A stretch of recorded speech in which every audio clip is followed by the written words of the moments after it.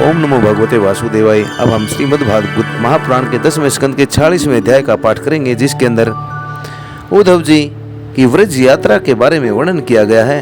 उद्धव जी जो भगवान श्री कृष्ण के परम सखा भी थे, मित्र भी थे और मंत्री भी थे, उन्हें भगवान श्री कृष्ण ब्रज में भेजते हैं कि हे उद्धव जी, ब्रज में जाओ, मेरी प्रेयसी, मेरी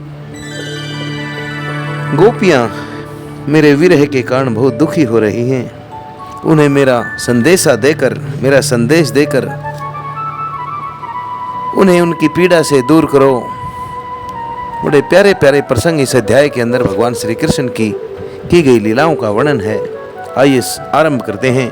सुखदेव मुनि जी महाराज परीक्षित को बतलाते हैं कि उद्धव जी वृषणवंशियों में एक प्रधान पुरुष थे। वे साक्षात बृहस्पति जी के शिष्य और परम बुद्धिमान भी थे। उनकी महिमा के संबंध में इससे बढ़कर और क्या कहूँ कि वे भगवान श्री कृष्ण के प्यारे मित्र और मंत्री भी थे। एक दिन शरणागतों के सारे दुख हरण लेने वाले भगवान श्री कृष्ण ने अपने प्रिय भक्त और एकांत प्रेमी उद्धव जी का हाथ अपने हाथ में लेकर कहा, हे उद्धव जी, तुम ब्रज में जाओ, वहाँ मेरे माता पिता नंद बाबा और यशोदा मैया हैं, उन्हें जाकर आनंदित करो। और गोपियाँ मेरे विरह की पीड़ा से बहुत ही दुखी हो रही हैं, उन्हें मेरे संदेश सुनाकर उन्हें भी उस वेदना से मुक्त करो।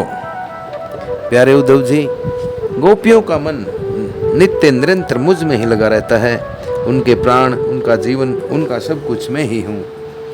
मेरे लिए उन्होंने अपने पति, पुत्र आदि सभी सगे संबंधियों को छोड़ दिया है। उन्होंने बुद्धि से भी मुझी को अपना प्यारा, अपना प्रियतम नहीं अपना आत्मा ही मान रखा है। मेरा यह व्रत है कि जो लोग मेरे लिए लौकिक और परलौकिक धर्मों को छोड़ देते हैं, उनका भरण पोषण मैं स्वयं करता हूँ। प्रिय उद्धव, मैं उन गोपियों का परम प्रियतम हूँ। मेरे यहाँ चले आने से वे मुझे दूरस्थ मानती हैं, अर्थात मुझे वहाँ से बहुत दूर आया हुआ मानती हैं। मेरा स्मरण करके अत्यंत मोहित हो रही हैं, बार बार मूर्छित हो जाती हैं। वे मेरे जुदाई की पीड़ा से विवल हो रही हैं। प्रति पल प्रति क्षण मेरे लिए ही उत्कंठित रहती हैं, व्याकुल रहती हैं। मेरी गोपियाँ, मेरी प्रेयसियाँ इस समय बड़े ही कष्ट और यत्न से अपने प्राणों को किसी प्रकार रख रही हैं। मैंने उनसे कहा था मैं आऊँगा, वही उनके जीवन का आधार है। उद्धव, और क्या कहूँ, मैं ही उनकी आत्मा हूँ।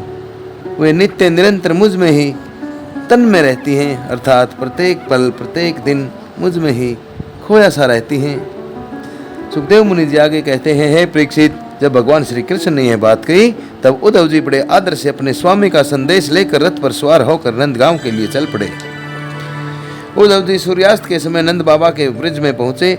उस समय जंगल से गौएं वापस लौट रही थी। उनके खुरों के आघात से इतनी धूल उड़ रही थी कि उनका रथ भी ढक गया था। ब्रजभूमि में गौओं के लिए मत वाले सांड आपस में लड़ रहे थे। उनकी गर्जना से सारा ब्रज गूंज रहा था। थोड़े दिनों की ब्याही हुई भी गायें अपने थनों के भारी भार से दबी होने के कारण अपने अपने बछड़ों की ओर दौड़ रही थी। सफेद रंग के बछड़े इधर उधर उछल कूद कर बहुत ही अच्छे लग रहे थे। गाय दूहने की घर घर से आवाजें, ध्वनियाँ और बांसुरियों की मधुर टेर से अब भी ब्रज की अपूर्व शोभा हो रही थी। गोपी और गोप सुंदर सुंदर वस्त्र और गहनों से सज धज कर श्री कृष्ण और बलराम जी के मंगलमय चरित्रों का गान कर रहे थे और इस प्रकार ब्रज की शोभा और भी बढ़ गई थी। गोपों के घरों में अग्नि, सूर्य, अतिथि, गौ, ब्राह्मण और देवता पितरों की पूजा की हुई थी। धूप की सुगंध चारों ओर फैल रही थी और दीपक जगमगा रहे थे। उन घरों को पुष्पों से सजाया गया था। ऐसे मनोहर घरों से सारा ब्रज और भी मनोरम हो रहा था। चारों ओर वन पंक्तियां फूलों से लद रही थी, पक्षी चहक रहे थे और भंवरे गुंजार कर रहे थे। वहाँ जल और सथल दोनों ही कमलों के वन से शोभायमान थे और हंस, बत्तख आदि पक्षी वन में विहार कर रहे थे। जब भगवान श्री कृष्ण के प्यारे अनुचर उद्धव जी ब्रज में आए, तब उनसे मिलकर नंद बाबा बहुत ही प्रसन्न हुए। उन्होंने उद्धव जी को गले लगाकर उनका वैसा ही सम्मान किया मानो स्वयं भगवान श्री कृष्ण जी वहाँ आ गए हों। समय पर उत्तम धन का, समय पर उत्तम अन्न का भोजन कराया और जब वे आराम से पलंग पर बैठ गए, सेवकों ने पांव दबाकर पंखा जलाकर उनकी थकावट को दूर कर दिया। तब नंद बाबा ने उनसे पूछा, परम भाग्यवान उद्धव जी, अब हमारे सखा वसुदेव जी जेल से छूट गए हैं। उनके आत्मीय स्वजन और पुत्र आदि उनके साथ हैं। इस समय वे सब कुशल से तो हैं न।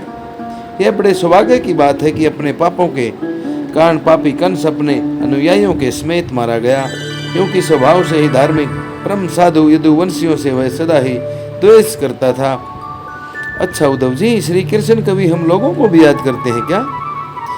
ये है उनकी माँ है, स्वजन संबंधी हैं, सखा हैं, गोप हैं। उन्हीं को अपना स्वामी और सब कुछ मानने वाला यह ब्रज है। उन्हीं की गौएं वृंदावन और यह गिरिराज है। क्या वे कभी इनका स्मरण करते हैं? आप यह तो बतलाइए कि हमारे गोविंद अपने बंधु बांधवों को देखने के लिए एक बार भी यहाँ आएंगे क्या? यदि वे यहाँ आ जाते हैं तो हम उनकी वह सुगढ़ नासिका, उनका मधुर हास्य और मनोहर चितवन से युक्त मुख को देख लेते। उद्धव जी, श्री कृष्ण का हृदय बड़ा उदार है, उनकी शक्ति अनंत है। उन्होंने जंगल की आगों से, आंधी और पानी से, वृष असुर अर्थात वृषासुर, राक्षस और अजगर आदि अनेकों मृत्यु के निमित्तों से, जिन्हें टालने का कोई भी उपाय नहीं था, एक बार नहीं अनेकों बार हमारी रक्षा की है। उद्धव जी, हम श्री कृष्ण के विचित्र चरित्र और उनकी विलासपूर्ण तिरछी नजरें, हास्य मधुर भाषण आदि को याद करते करते इतना याद करते हैं कि उसी में लीन हो जाते हैं। अब हमसे कोई काम काज नहीं हो पाता जब हम देखते हैं कि वह नदी कि यह वही नदी है जिसमें श्री कृष्ण जल में खेलते थे, यह वही गिरिराज पर्वत है जिसे उन्होंने अपने एक हाथ पर उठा लिया था, ये वे ही वन के प्रदेश हैं जहाँ श्री कृष्ण गौएं चराते हुए बांसुरी बजाते थे, और ये वही स्थान है जहाँ वे अपने सखाओं के साथ अनेकों प्रकार के खेल खेलते थे। और साथ ही यह भी देखते हैं कि वहाँ उनके चरण चिन्ह अभी मिटे नहीं हैं।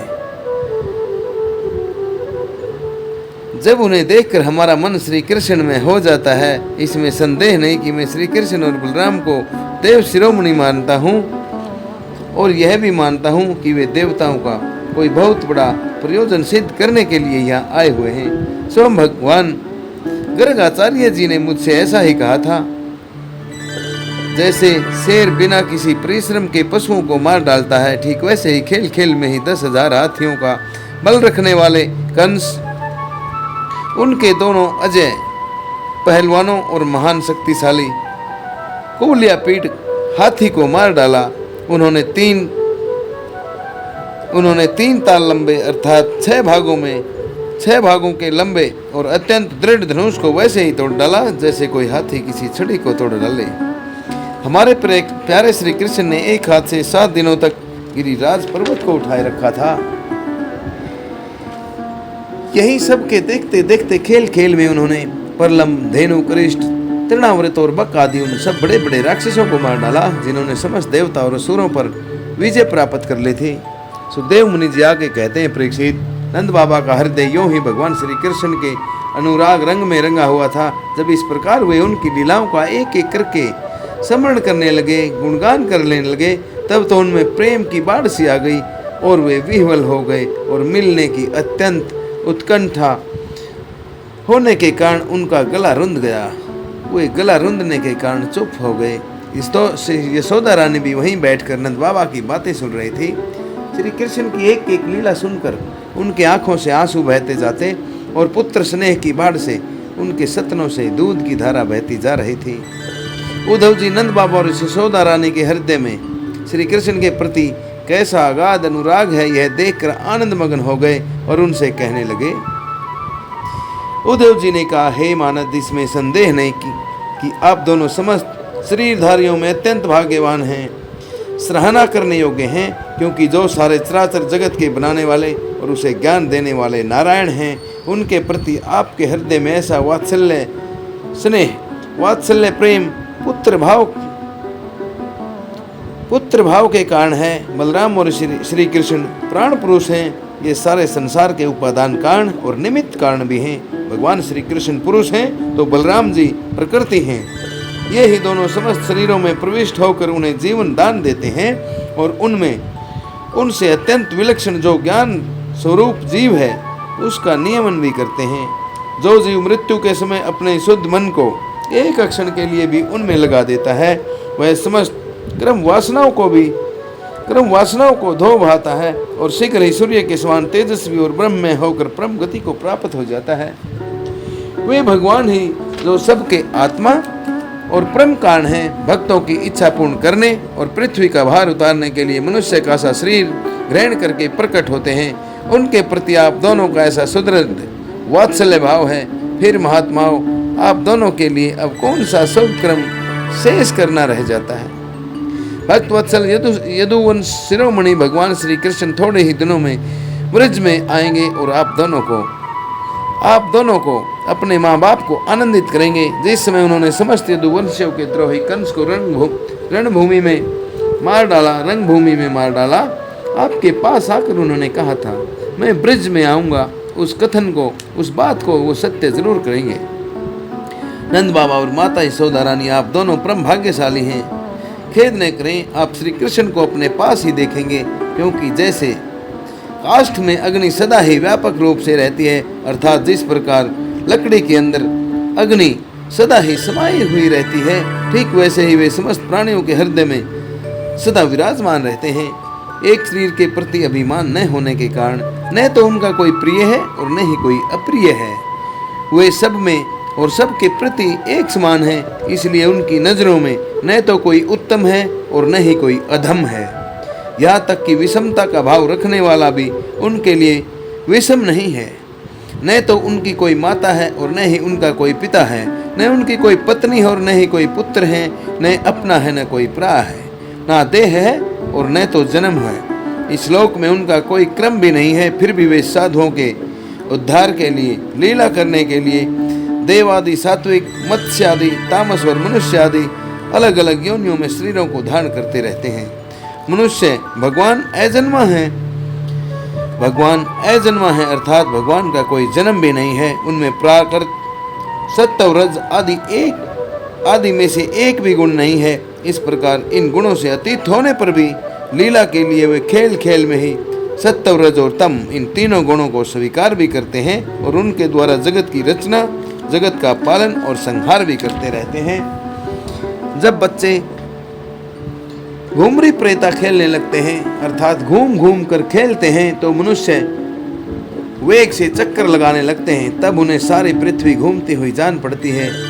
ठीक वैसे ही वास्तव में सब कुछ करने वाला चित्त ही तो है, परंतु उस चित्त में अहंग बुद्धि हो जाने के कारण, ब्रह्मवश उसे आत्मा अपना मैं समझ लेने के कारण जीव अपने को कर्ता समझने लगता है। भगवान श्री कृष्ण केवल आप दोनों के ही पुत्र नहीं हैं, वे समस्त प्राणियों के आत्मा, पुत्र, माता पिता और स्वामी भी हैं।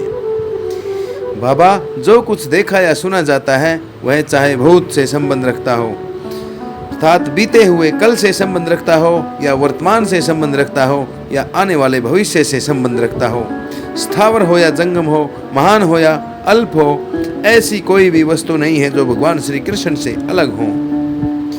बाबा श्री कृष्ण के अतिरिक्त कोई ऐसी वस्तु नहीं है जिसे वस्तु कह सके। वास्तव में सब वे ही हैं, वे ही परमार्थ सत्य हैं, वे श्री कृष्ण ही सत्य हैं। परीक्षित भगवान श्री कृष्ण के सखा उद्धव और नंद बाबा इस प्रकार आपस में बात करते रहे और वो रात बीत गई। कुछ रात शेष रहने पर गोपियां उठ गई और दीपक जलाकर उन्होंने घर की देलियों पर वास्तुदेव का पूजन किया, अपने घरों को झाड़ बुहार कर साफ किया और फिर दही को मथने लगी। गोपियों की कलाइयों में कंगन शोभायमान हो रहे थे। रस्सी खींचते समय वे बहुत भली मालूम हो रही थी। उनके नितंब सतन और गले के हार हिल रहे थे। कानों के कुंडल हिल हिल कर उनके कुमकुम मंडित कपोलों की लालिमा को बढ़ा रहे थे। उनके आभूषणों की मणियां दीमक की ज्योति से और भी जगमगा रही थी और इस प्रकार वे अत्यंत शोभा से संपन्न होकर दही को मथ रही थी। उस समय गोपियां कमल नयन भगवान श्री कृष्ण के मंगलमय चरित्रों का गान कर रही थी। उनका वह संगीत दही मथने की ध्वनि से मिलकर और भी अद्भुत हो गया था और स्वर्ग लोक तक जा पहुंचा, जिसकी स्वर लहरी सब और फैलकर दिशाओं का अमंगल मिटा देती है।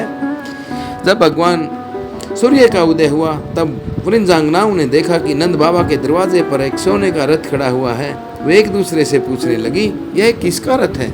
किसी गोपी ने कहा, कंस का कोई कार्य सिद्ध करने वाला अक्रूर ही तो नहीं आ गया है, जो कमल नयन प्यारे श्याम सुंदर को यहाँ से मथुरा ले गया था। किसी दूसरी गोपी ने कहा, क्या अब वह हमें भी ले जाकर अपने मरे हुए स्वामी कंस का पिंडदान करवाएगा?